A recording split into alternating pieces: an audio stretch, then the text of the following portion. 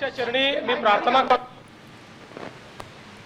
आणि गणरायाला मी पण प्रार्थना करतो की पुढच्या वेळेस तुम्ही सगळे अधिक ऑर्गनाइज होऊन कमी दंगा कराल अशा प्रकारची गणेशाच्या चरणी प्रार्थना करतो। पण गमतीचा भाग वेगळा आहे। हे पर्व महत्वाचं पर्व आहे। आपल्या सगळ्यांना माहिती आहे की श्री गणेश आपले आराध्य दैवत आहे, ते आपले विघ्नहर्ता आहेत। त्यामुळे विघ्नहर्ता आपल्या देशावर आपल्या राज्यावर येणारे सर्व विघ्न हरून समाजातल्या प्रत्येक व्यक्तीची मनोकामना पूर्ण होण्याकरता विघ्नहर्ता आम्हाला आशीर्वाद देऊ अशा प्रकारचे विघ्नहर्त्याच्या चरणी मी प्रार्थना करतो। तमाम भारत के और दुनिया भर के गणेश भक्तों को मैं बहुत बहुत गणेश पर्व की शुभकामनाएं देता हूं। श्री गणपति ये विघ्नहर्ता है, वे सभी के विघ्नों को हरे। हमारे देश के सामने, प्रदेश के सामने, जन जन के सामने जो विघ्न है उन विघ्नों को हरने की शक्ति श्री गजानन गणपति हमें दे, ऐसी मैं उनसे प्रार्थना करता हूं। और बड़े हर्षोल्लास के साथ हम इस पर्व को मनाएं और मनाते समय कानून व्यवस्था का भी ध्यान रखें, ऐसी सबसे प्रार्थना करता हूं। राज्य उत्सवाचा दर्जा दिल्यानंतर हा पहिलाच गणेशोत्सव होतोय। यंदा गर्दी ही सगळ्या ठिकाणी जास्त संख्येने दिसते। शासनाची तयारी कशी आहे? मुळामध्ये गर्दी खूप मोठ्या प्रमाणात आहे। त्याच्या नियोजनाच्या संदर्भात त्या ठिकाणच्या जी काही पोलीस युनिट्स आहेत त्यांनी मंडळांशी चर्चा केलेली आहे, मंडळांना SOP दिलेले आहेत। मंडळांसोबत ते SOP ते पाळतायत की नाही या संदर्भात चर्चा केली आहे। मोठ्या मंडळांसोबत रिहर्सल केलेली आहे। त्याच्यामुळे हे खरंच आहे की इतक्या मोठ्या प्रमाणात जेव्हा लोक येतात आणि विशेषतः ऑपरेशन सिंदूर नंतर जी काही वल्नरेबिलिटी एक काही काळ असते त्याचा विचार करता मोठ्या प्रमाणात आपण प्रिकॉशन्स ज्या त्या घेतल्या। सर, स्वदेशीचा प्रमाण मोठ्या प्रमाणामध्ये वाढलेलं पाहायला मिळतंय।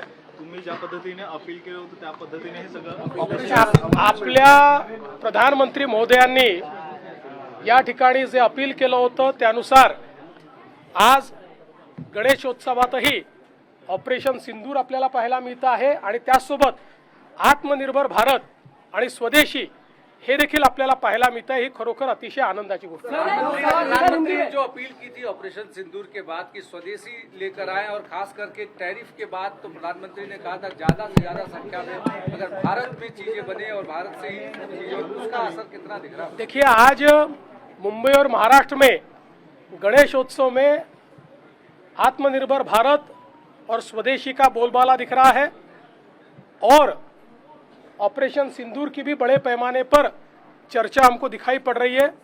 प्रधानमंत्री जी ने जो देश को एक आह्वान किया था उसके ऊपर लोगों ने उसको एक जन आंदोलन के रूप में स्वीकारा है। विघ्नहर्ता देवता है, भले ही अमेरिका ने 50% टैरिफ लाद दिया हो, लेकिन हमारे भारतीय बाजार को कितनी स्ट्रांग नजर आते हैं? महाराष्ट्र किस तरह से स्ट्रांग नजर आता है?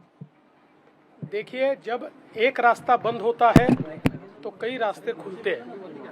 हमारी नज़र भी पैनी होती है, हमारी नज़र भी विस्तृत होती है, इसलिए कई रास्ते खुलेंगे और हम लोग इस चुनौती को अवसर के रूप में इस्तेमाल करेंगे, यही प्रधानमंत्री जी ने कहा। उद्धव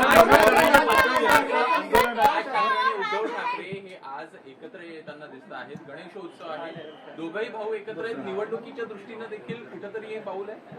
मला असं वाटतं की श्री गणेशाने सुबुद्धी दिली आहे, त्यामुळे भाऊ एकत्रित आहेत, ते एकत्रितच राहावेत, अशी सुबुद्धी त्यांना मिळत राहावी अशी गणेशाच्या चरणी प्रार्थना अरे एखाद्या दिवशी राजकारण सोडून द्या, आज विघ्नहर्त्याचं बोलू आपण, काय राजकारण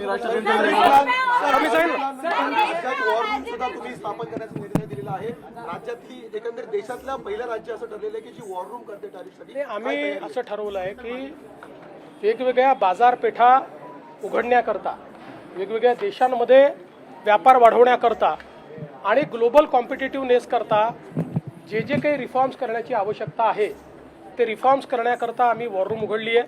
100 रिफॉर्म्स करायचा आम्ही एक टार्गेट ठरवलेलं आहे आणि या माध्यमातनं ईज ऑफ डुईंग बिझनेसच्या माध्यमातनं आपल्या उत्पादन खर्च हा कमी झाला पाहिजे, लॉजिस्टिक्सची कॉस्ट कमी झाली पाहिजे आणि नवीन मार्केटमध्ये आपले जे प्रॉडक्ट्स आहेत, आपले जे उत्पादनं आहेत त्यांना योग्य प्रकारचं मार्केट मिळालं पाहिजे. याकरता राज्य म्हणून जे जे करता येईल ते आम्ही करणार आहोत.